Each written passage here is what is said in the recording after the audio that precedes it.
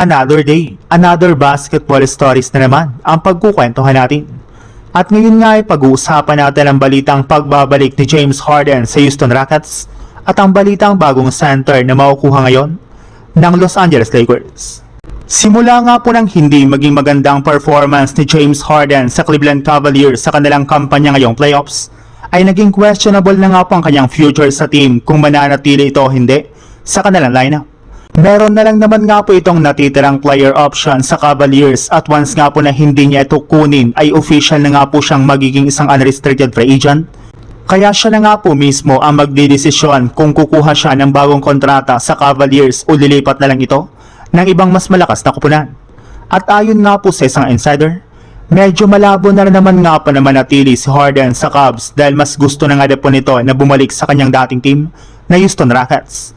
Hindi na naman nga po bumabata si Harden kaya mas gugustuhin nga po nito na lumipat sa mas malakas na team kagaya ng Rockets para magkaroon siya ng mas mataas na tsansa na makuha ang kanyang unang kampyonato.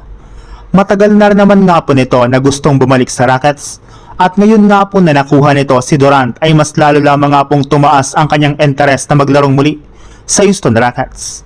Sa ibang balita naman, base nga po sa isang NBA insider, mayroon na nga po agad dalawang center na tatanggalin ngayon ng Lakers dahil kay Luka Doncic.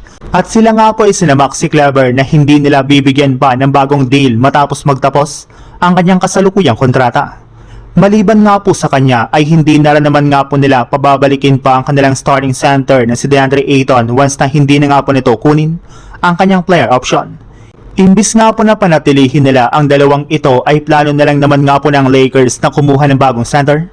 Katulad na lang ni Eves Messi mula sa New Orleans Pelicans na makukuha nga daw po ng kanilang team sa pamamagitan ng isang trade, kung saan gagamitin nga daw po nila dito ang kapalitan ang kanilang batang player na si Dalton Knecht at isang future first round pick ngayong offseason.